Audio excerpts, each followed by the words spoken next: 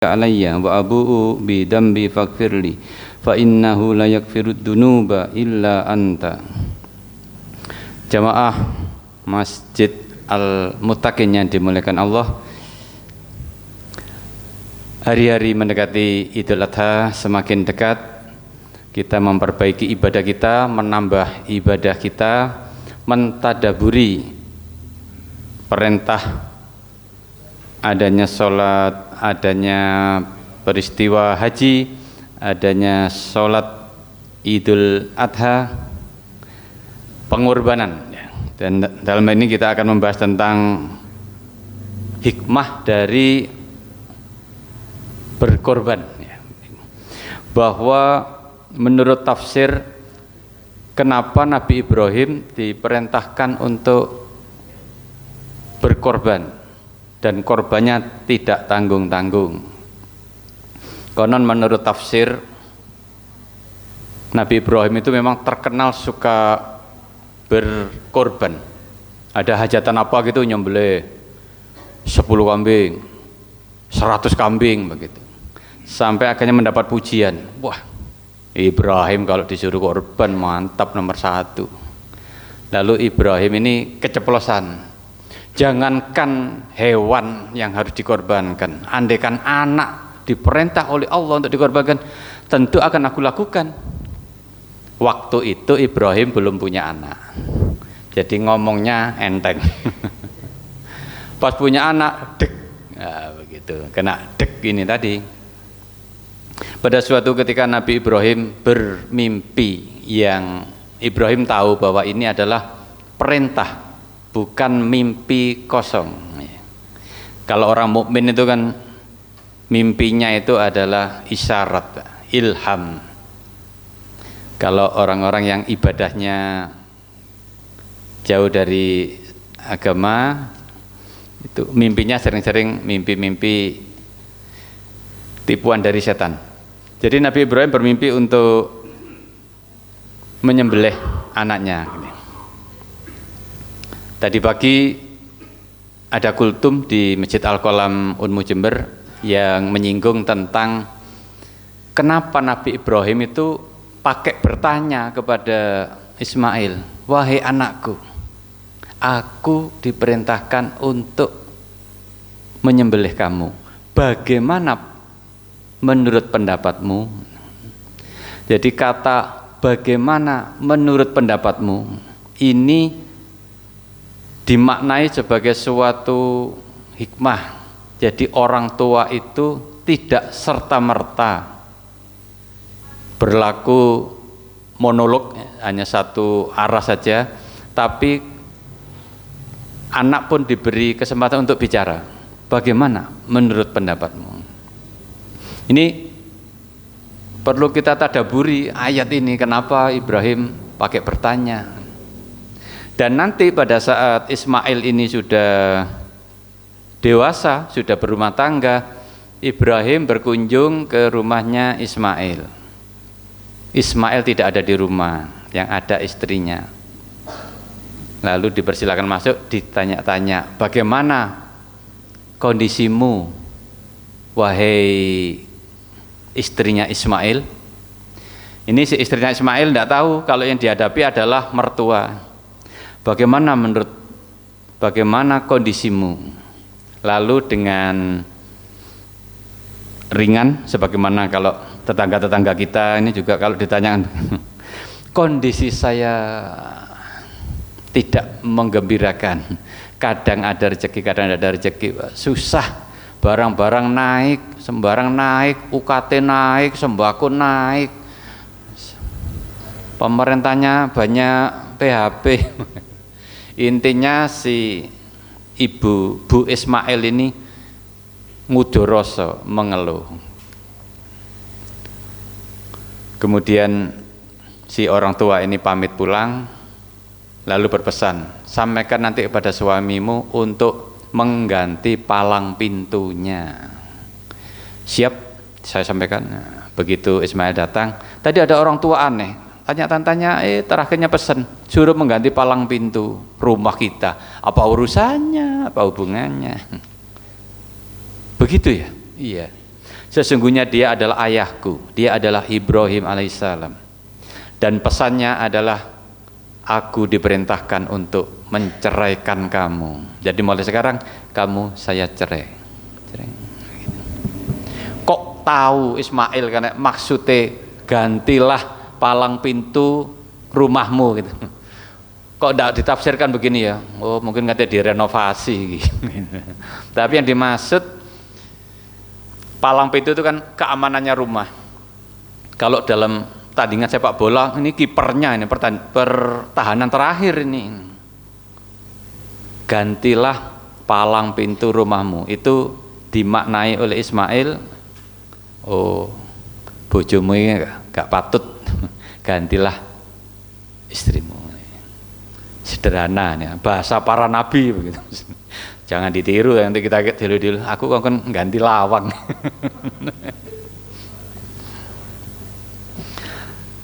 Yang sering dibahas oleh Asyatid bahwa Ibrahim itu terlalu cinta kepada Ismail. Masuk akal karena Nabi Ibrahim baru mempunyai anak ketika sudah berumur 86 tahun. Punya anak namanya Ismail. Dan 14 tahun kemudian ketika berumur 100 tahun Nabi Ibrahim memiliki anak lagi namanya Ishak. Dari istri Sarah, Sarah itu orang paling cantik di daerah tersebut, paling cantik. Saking cantiknya sampai dipingini oleh raja, dan raja itu kemudian menghadiahi Ibrahim dengan Hajar dengan harapan Sarah kanggoku mustaqai Hajar gitu, maunya begitu. Dan anak turunnya Sarah itu ganteng-ganteng. Anaknya Sarah namanya Ishak. Ishak punya anak lagi namanya Yakub. Yakub punya anak 12 laki semua dan ganteng-ganteng semua. Itu sebabnya di ayat yang lain Yakub berpesan kepada 11 anaknya ini, kamu nanti kalau masuk kerajaan Mesir jangan masuk lewat pintu yang sama, masuklah dari pintu yang berbeda-beda. Ini ditafsirkan karena saking gantengnya, ini orang ngelompok 11, wah ini mencorong begitu. Itu menimbulkan ain, orang bisa takjub. Kalau takjub itu bisa menimbulkan penyakit namanya ain. Tapi kalau maksudnya satu-satu itu bisa dipecah, itu kekagumannya bisa dipecah. Ain ini penting kita ketahui karena bisa jadi kita ini juga bersinggungan dengan ain. Nabi Muhammad SAW mengatakan sesungguhnya ain itu nyata. Al-ainu hak. Ain itu nyata.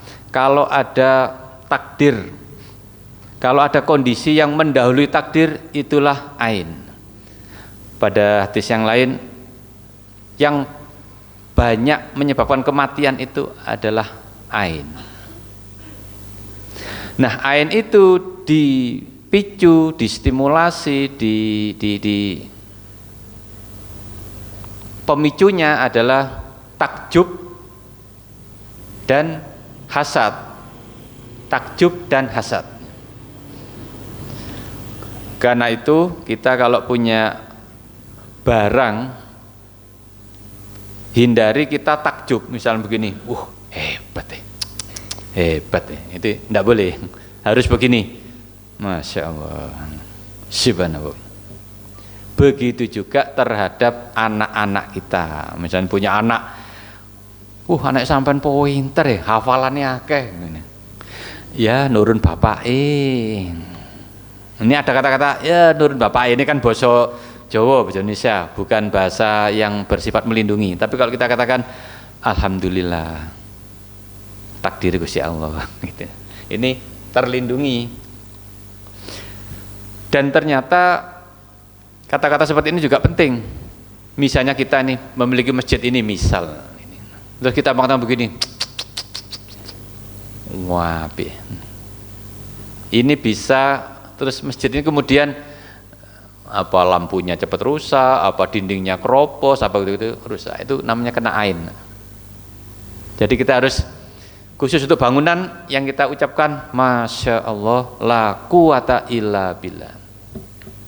Makanya kalau teman-teman memposting SD Hamka, saya selalu menulis gini, Masya Allah la quwata illa billah. Ada di Al-Quran persis begitu. Kalau kita melihat sesuatu harus kita ucapkan Masya Allah la quwata illa billah. Biasanya kalau orang senang burung perkutut, wis dinyang 2 juta kata keno, besoknya mati.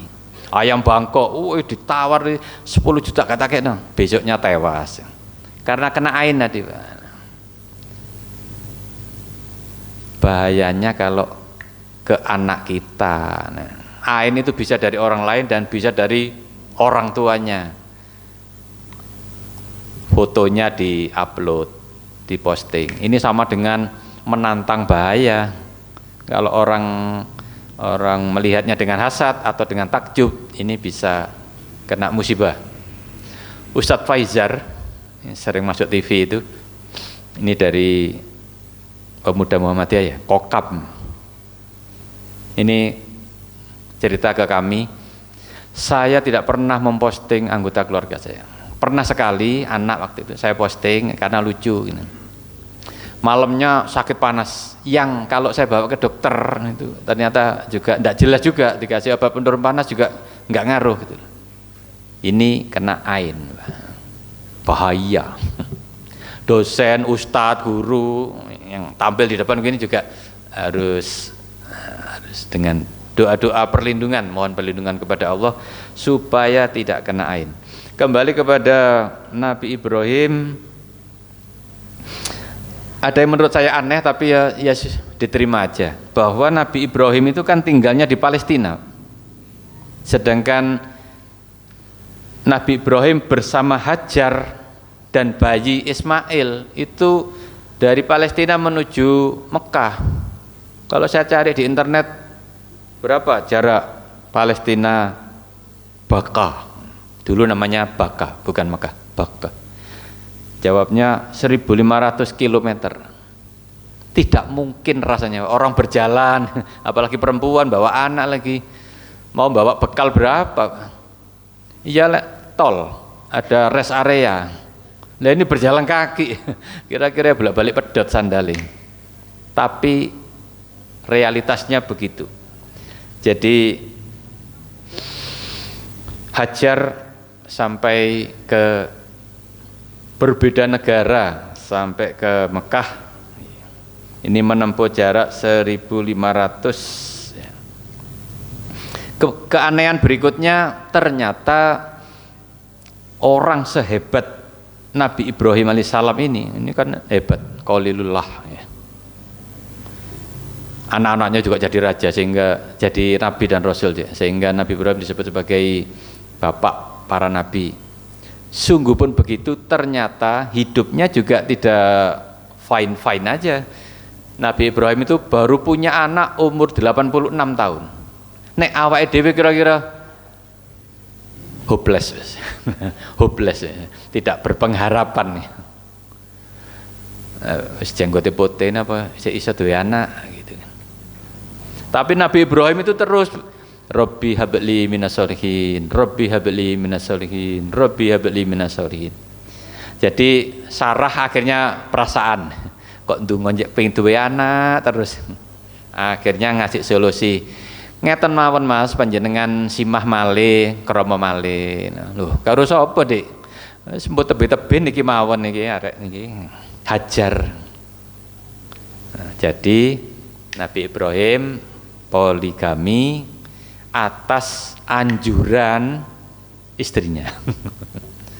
Dan dipilihkan bukan orang jauh, yang jelas orang baik. Jadi sudahlah yang berinisiatif istri pertama, yang memilihkan, yang melamarkan juga istri pertama. Nek panjenengan pingin niru Nabi Ibrahim, sumangga. Monggo, Dik.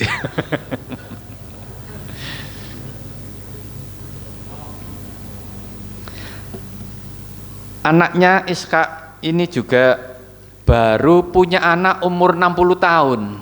Ishak ini baru punya anak 60 tahun. Saya dalam hati begini, apa dungane gak mustajabah ya? Nabi kok sampai ini kan urusan medis, urusan biologis. Mbok, oh ini karena orang soleh gini terus subur punya anak begitu mestinya ya. Tapi Allah berkehendak Ishak ini baru punya anak ketika berumur 60 tahun, diberi nama Yakub.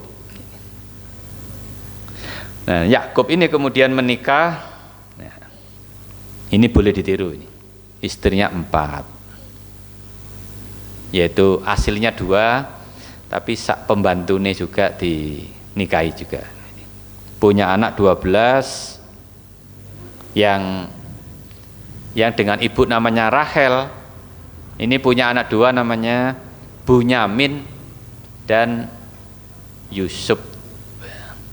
Yusuf ini nanti punya cucu namanya Rahmah, dinikahi oleh dinikahi oleh Ayub alaihissalam. Ayub ini menjadi menarik karena ujiannya berupa ujian kesehatan, yaitu sakit kulit yang belum pernah ada sakit kulit seperti itu sebelumnya. Sebagai nabi tentu tugasnya ceramah, mendekati orang, yuk kita menyembah Tuhan yang satu, yuk Tuhan Maha Esa yuk gitu. Tapi karena sakit kulit mestinya kan bau, lalu setnya menurut ini mencolot-mencolot ya. Sampai Nabi Ayub mengatakan, ini menurut Riyadhus Shalihin, kamu boleh makan daging di seluruh tubuhku kecuali satu. Kata setnya, apa? Lidahku. Kenapa? Agar aku tetap terus-menerus mengucapkan asma Allah. Itu Nabi Ayub mendapat ujian sakit 18 tahun. Abid. Opname 7 hari aja lawama. Ini 18 tahun. Dan ketika Nabi Ayub mengucapkan satu kalimat doa lalu Allah kabulkan. Maka ini menarik, kalimat apa yang dibaca? Nah, ini yang harus kita hafalkan. Ngambilnya kan dari Al-Quran ya. Nah ini kita ajarkan, kalau perlu dicetak yang besar, dilaminating ya. Mestinya taruh di rumah sakit, di tempat-tempat orang sakit itu. Ingat kisah Bapak Haji Rumani Semarang. Suatu ketika sakit, dirawat di rumah sakit Elizabeth Semarang. Kalau malam kedip-kedip dilihat oleh patungnya Yesus, dipecicili nih, mencicili pisan Yesus. Terus katanya Haji Rumani, ya Allah, kalau aku nanti engkau beri kesembuhan, saya akan membangun rumah sakit yang tidak ada Yesus dan Maryamnya. Begitu sembuh, saya punya nadar dulu, lalu mengumpulkan uang tak kasihkan siapa ya, tak kasihkan ormas mana. Terus dilihat kayaknya Muhammadiyah ini kompeten. Muhammadiyah itu ngurusi ini pendidikan, panti asuhan, rumah sakit. Ini sebagai media dakwahnya. Seperti kemarin saya tulis di grup kita itu, grup yang lainnya, baru satu surat saja Muhammadiyah itu menjabarkan ar-ra'aital ladzi yukatibu bidin, sekarang memiliki 178 universitas perguruan tinggi, 178 perguruan tinggi, sekian ratus rumah sakit, sekian ratus panti asuhan, ribu ya. Ini Bank BSI diminta 13 triliun langsung kejet-kejet. Uang dari mana? 13 triliun itu, Pak. Kalau saya ukur uang 100.000, ini panjangnya 15 cm. Ini kalau di ini sejauh 19.500 km.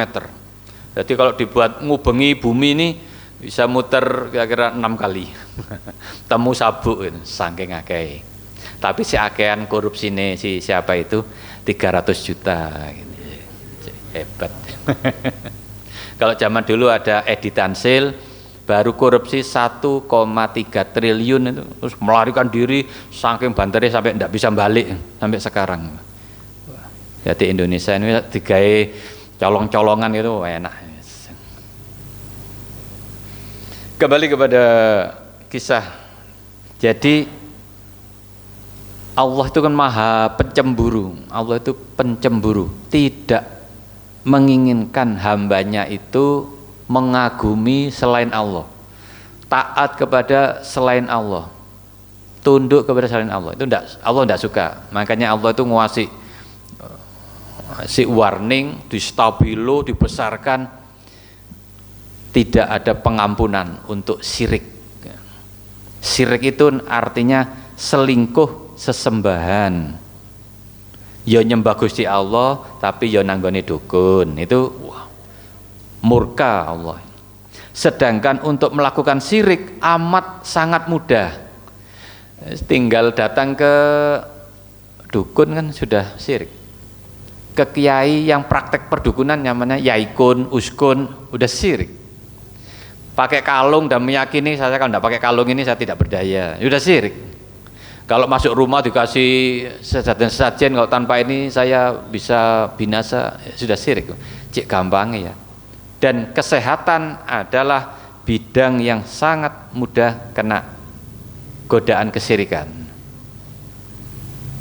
Alhamdulillah kita ini orang-orang yang terpilih, akidah kita insya Allah Allah kuatkan. Jadi kita harus menguatkan akidah kita.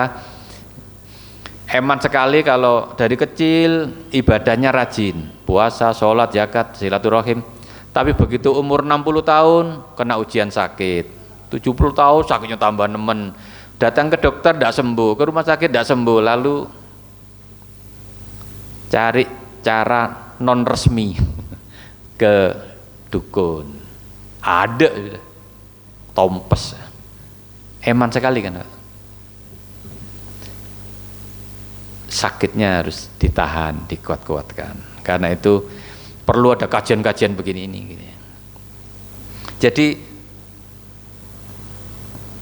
Nabi Ibrahim itu dikhawatirkan cintanya kepada Ismail melebihi, mengurangi, menomorduakan, menomorsekiankan cintanya kepada Allah.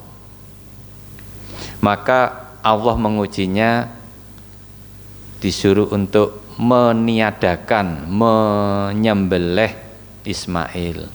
Ini dimaknai, bisakah kita menghilangkan hal-hal, benda-benda, orang yang dikhawatirkan merusak kecintaan kita kepada Allah, kelurusan akidah kita kepada Allah, supaya hanya lurus kepada Allah.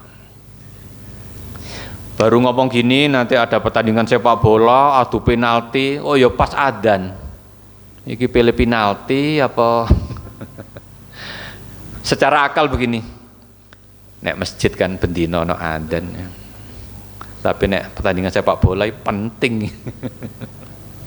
Godaannya begitu. Kemarin waktu Indonesia melawan Korea adu penalti, pas ditendang tidak masuk itu, yang Korea tendang tidak masuk, itu pas adzan. Saya pas di Surabaya, jadi saya tahu. Jadi orang waktu itu di kafe langsung teriak, wah gitu. Padahal waktu itu masuk adzan, masih ada lanjutannya itu. Dan saya masih mencari jalan belok kiri, daerah Lebak sampai masuk, saya masih bisa sholat subuh. Tapi saya sudah tahu hasilnya. Wes, Indonesia menang rek. Jadi kita baru godaan sepak bola itu sudah goyah. Belum lagi faktor karena melihat berita di media, kadang-kadang melakukan kesyirikan. Contohnya begini, alhamdulillah atas pertolongan Dewi Fortuna, Indonesia tidak kalah. Karena pas ditendang tidak masuk, Dewi Fortuna ada di situ memberikan kemenangan kepada kita. Oh ada ya, dewa perempuan ngurusi gawang kesebelasan. Itu namanya Dewi Fortuna. Tapi kalau budaya Jawa memang ada, ada Dewi Sri ngurusi beras.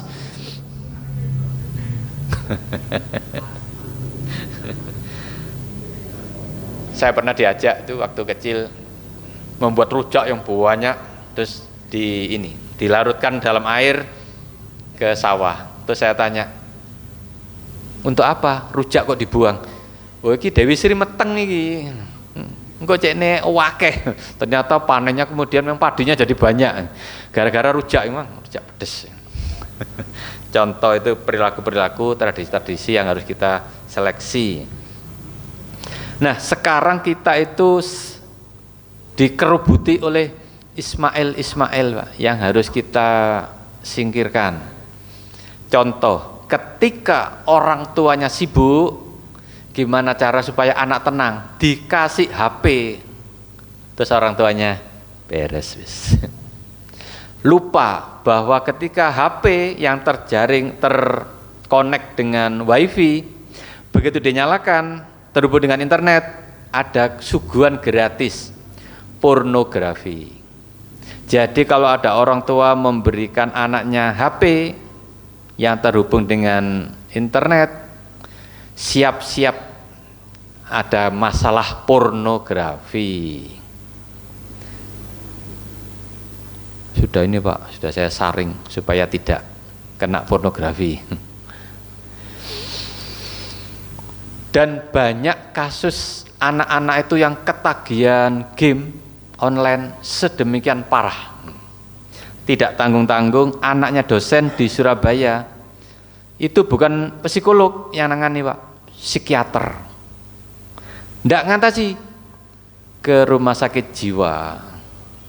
Mergo gini terus ya. Meskipun dia HP-nya ndak ada tetap gini terus.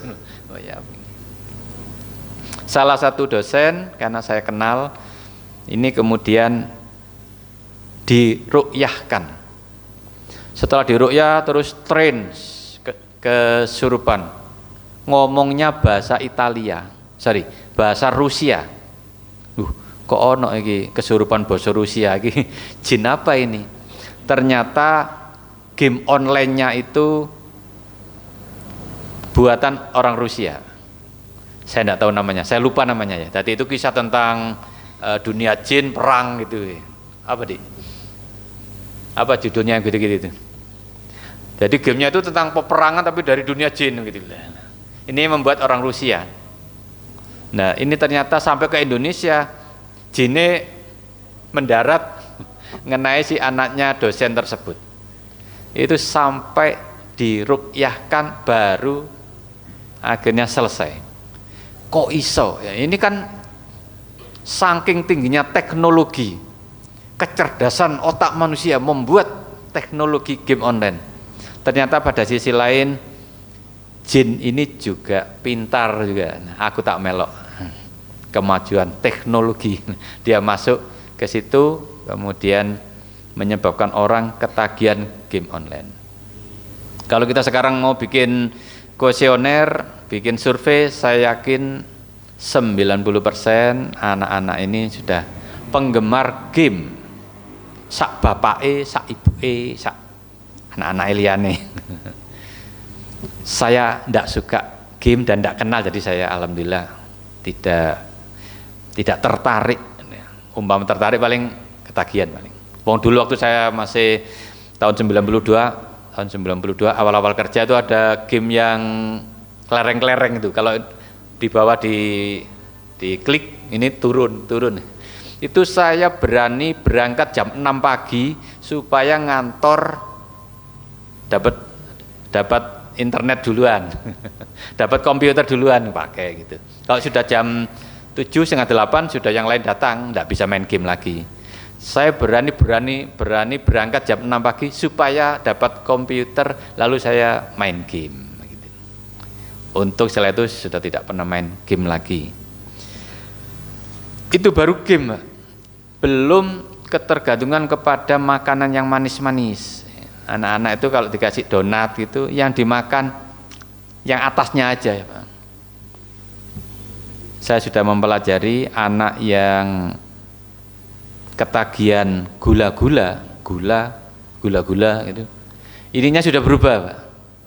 Jadi mindsetnya itu di lidahnya bukan makanan yang aneka rasa. Kalau kita ini kan yang dibayangkan sego anget, sambel tomat, lalapane sawi, iwake asin. Wah, mantap iki. Yang pedes, wah gitu. Tapi kalau anak-anak ini gula, coklat, roti gitu. Pikirannya cuma yang manis saja gitu. Ini sudah kondisi sakit. Padahal gula itu menekan imunitas. Nek wis kena manis, urutannya mesti pilek, ubele meler. Sering batuk pilek, sering ke dokter anak. Ya sudah urutannya begitu. Tapi sungguh begitu, sering orang tua jawabnya, wah tidak berdaya saya ini. Ini ada teman yang anaknya mau masuk SD, lalu oleh gurunya, kepala sekolahnya, maaf Bapak, saya sarankan anak Bapak kalau mau masuk ke SD ini, saya minta rekom dari psikologi. Jadi akhirnya diperiksa psikologi, Pak. Kebetulan yang meriksa Unmuh, jadi saya tahu. Kesimpulannya, anak ini menderita autis ringan. Hidupnya setiap hari itu begini terus, main HP aja. Berhenti baru ketika masuk ke PAUD, berhenti ini maksudnya. Begitu dijemput, naik mobil, ya begini lagi.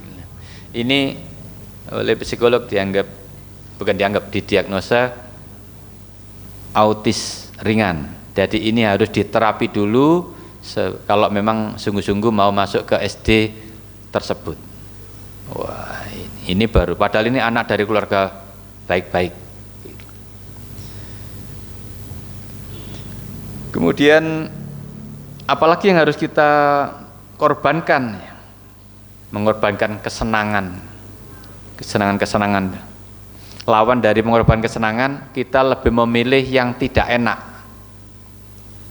Contoh, bangun jam 3 pagi itu adalah amat sangat berat bagi adik-adik mahasiswa. Bener enggak, Mas? Bangun paling nak kebelet pipis. Nah, jam 3 gitu, sik bowengi rek. Jam 4 juga bener. Makanya kita ikutkan mahasiswa supaya ke Masjid Al-Ikhwan, ikut kuliah subuh gitu. Meskipun 2 minggu sekali, tapi setidaknya anak-anak muda itu ada di dalam masjid, insya Allah sudah ikhtiar. Moga-moga terus anaknya jadi ternyata enak ya bangun subuh gitu. Dan Nabi Muhammad SAW mengatakan kalau seseorang itu ketika waktunya sholat malam sampai subuh ini bangunnya berat, itu karena digandoli oleh jin di 3 tempat. Yang pertama di leher, yang kedua di bahu, yang ketiga di mana gitu. Intinya begitu dia wudhu barulah terlepas dari 3 ikatan itu. Ada hadisnya begitu. Kemudian ada hadis yang lain, orang yang tidur kemudian tidak mendengar panggilan sholat itu karena dikencingi oleh jin. Ini Nabi Muhammad loh yang ngendikan. Kalau kita kan begini, saking kesel ya aku, bleksek, gak krungu aku ono adzan. Bukan, tapi karena ambek jin diuyui. Diuyui ambek jin. Ini ada cerita meskipun kurang ini ya, kurang ilmiah. Beberapa orang anak indigo itu melihat di beberapa kota di toko yang sama ya. Kalau di Jember di Jalan Gacoan. Apa ya Mas? Yang parkirannya selalu penuh itu. Ya, barat jalan, enggak usah disebut wis. Itu begitu dibuka di Jember kan langsung penuh. Parkiran tidak pernah sepi. Itu anak-anak yang indigo melihat di situ ada pocong. Dan teman-teman saya peruqyah beberapa kali dimintai tolong untuk mengusir pocong-pocong di kafe itu di beberapa kota. Ini cerita yang namanya peruqyah harus bersih dari kesirikan. Nanti ada jimat-jimat dibuang, apa sesajen dibuang begini. Akhirnya bosnya marah-marah. Nah, ngene kok gak ono sing tuku gitu. Akhirnya ruqyahnya tidak pernah dipanggil lagi, ya tetap lagi pakai penglaris. Bapak-bapak, ibu-ibu, hati-hati dengan menggunakan jasa penglaris. Biasanya azabnya Allah itu tidak mengenai si bapak ibu yang berbisnis ini, tapi mengenai anaknya. Ngeri ya Pak. Beberapa kali saya melihat misalnya jantungnya bermasalah, anak kecil jantungnya bermasalah, atau anak indigo, atau anak ada kecacatan. Setelah saya kilas balik ke belakang, ternyata benar ada riwayat ke perdukunan. Jangan dikira terus sepele nang nggone dukun terus. Ternyata tidak sesederhana itu urusannya. Kemudian yang harus kita hindari lagi adalah makanan-makanan yang mengandung MSG. Termasuk MSG itu, kalau dulu micin miwon, micin ajinomoto, micin sasa, micin apa lagi ya? 3 itu kayaknya. Kalau sekarang yang namanya micin itu kan penambah rasa, jadi bisa micin rasa durian, micin rasa jambu merah, micin jeruk, micin gitu. Vitsin, MSG, monosodium glutamat.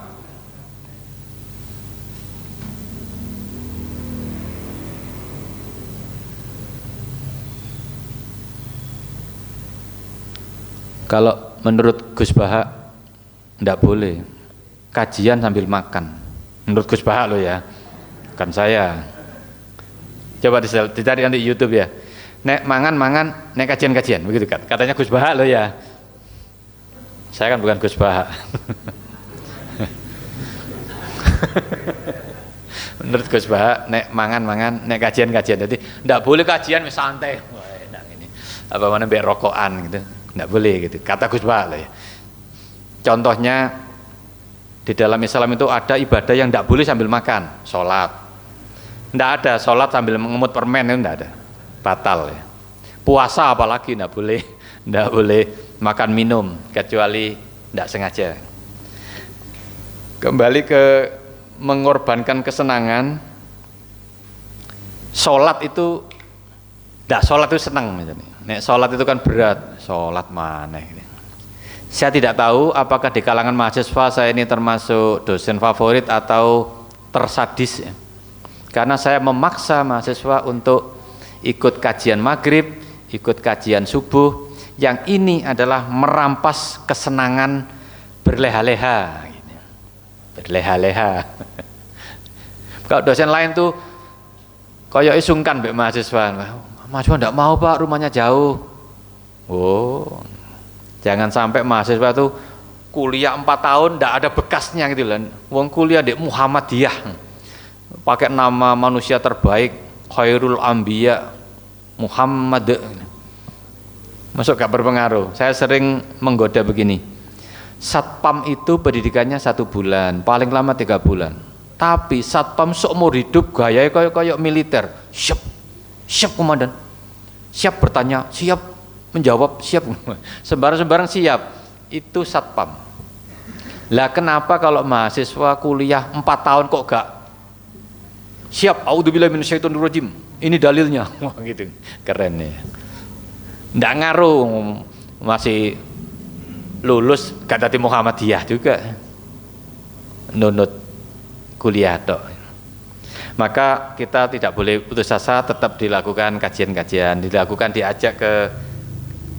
Kalau kita yakin Muhammadiyah itu adalah ajaran yang benar, yang lurus, yang sesuai dengan tuntunan Nabi Muhammad SAW, kenapa kita sungkan? Sungkan aja, ojo di Muhammadiyah no. Sungkan. Justru kita mestinya harus bersemangat sekali untuk menyelamatkan saudara kita.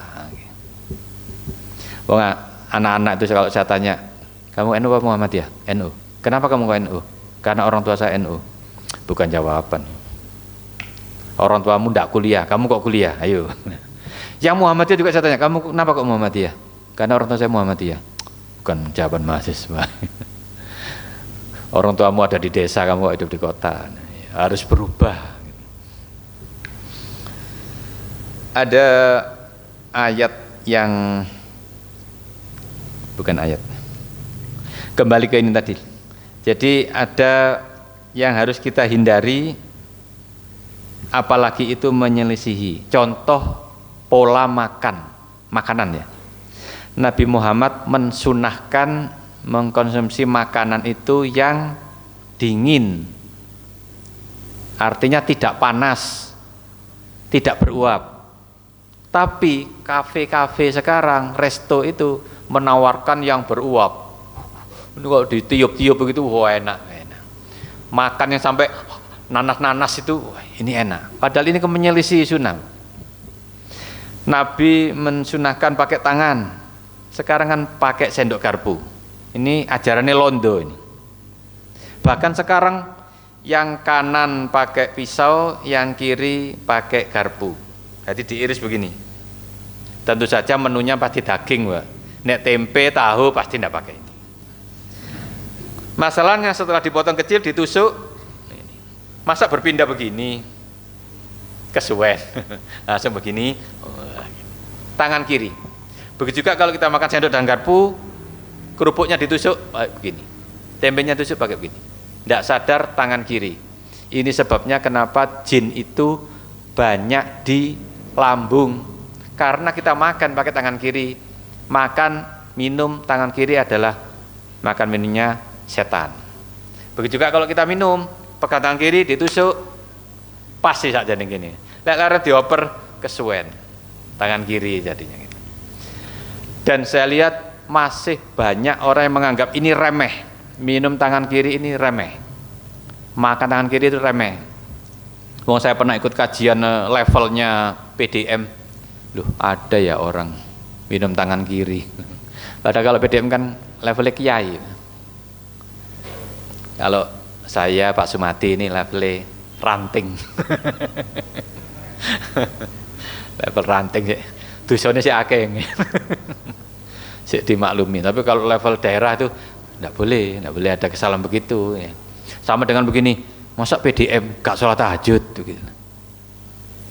Dan saya pernah melihat, tidak saya sebut instansinya ya Pak, tanggal 9 Zulhijjah itu kami ada rapat, yang rapatnya rapat level tinggi. Ternyata yang puasa hanya 1/4-nya, yang lainnya makan-makan sambil ketawa-ketawa. Batin saya, wong ini Arafah, pahala gak tanggung-tanggung. Pahalanya kan 2 tahun ya. Saya kalau ikut puasa Arafah ke depan akeh dosane gak apa-apa, wis diampuni wingi wis 2 tahun. Loh ini loh ada orang yang Arafah gak poso eman. Nek Senin Kamis sik sombut. Mergo rapat aku gak poso. Lah ini Arafah. Toh puasanya juga rapatnya juga rapat ringan sampai duhur selesai. Tapi itu mungkin ada pertimbangan lain yang saya tidak tahu. Kemudian ada juga makanan yang dihidangkan dalam kondisi masih panas, namanya hot plate. Kemarin saya ke Malang, coba cari warung yang islami. Oh ini ada warung Assalamualaikum. Yang agak timur ada warung Waalaikumsalam. Saudaraan. Ketika saya pesan sate tanpa lemak, ternyata sak wadahnya gini Pak. Tadi sih mangah-mangah. Wah, ini kira menyelisihin sunnah. Bukan membawa hukumnya, tapi jadi menyelisihi sunnah. Jadi kalau kita ngikuti makannya begitu-begitu itu gak seperti yang dicontohkan oleh Nabi Muhammad SAW. Saya kalau makan terpaksa harus cepat ini karena masih panas. Bukan saya tiup, tapi pakai fan, kipas angin, nah, begini. Yang penting kan tidak ditiup. Ada niatan untuk tidak menyelisihi. Begitu juga kalau saya diundang resepsi, lah kok kursinya sedikit, undangannya 200, kursinya selawi, ndak uman lagi. Akhirnya saya kalau makan, saya beginikan. Dalam hati begini, Allah Maha tahu, pantat saya tempelkan dinding, artinya saya duduk. Ini bukan masalah remeh ini, tapi kalau kita sengaja menyelisih itu kan sama dengan ngelamak kepada Nabi Muhammad SAW. Nabi Muhammad mengajarkan tangan kanan, dia tangan kiri, gitu. Dan pernah saya ceritakan, insya Allah di sini, ada dukun sudah bertaubat, dia bercerita, saya dulu pernah menyantet kiai, ternyata tidak mempan. Setelah saya pasang mata-mata, ternyata kiainya ini selalu terjaga wudhunya. Habis pipis, wudhu lagi. Habis dari toilet ngentut, wudhu lagi. Jadi selalu terjaga. Ini menyebabkan santetnya itu gak terkirim. Suatu ketika terkirim, jadi dia itu naruhnya begini, misalnya ini paku taruh gini, tidak terkirim-kirim, ini isanya. Begitu terkirim, dia tanya kepada mata-matanya, kenapa dia kok bisa terkirim? Ternyata kiainya tadi berjalan begini, terus sambil makan begini. Ketika menyelisih sunnah, dia makan sambil berdiri, santetnya masuk. Ini yang cerita dukun sudah bertaubat, yang insya Allah bisa dipercaya, meskipun tidak harus 100%. Tapi ini jadi pembelajaran bagi kita bahwa penting untuk menghidupkan sunnah Nabi Muhammad SAW. Nasrun minallah wa fathun qarib wa basyiril mu'minin. Assalamualaikum warahmatullahi wabarakatuh.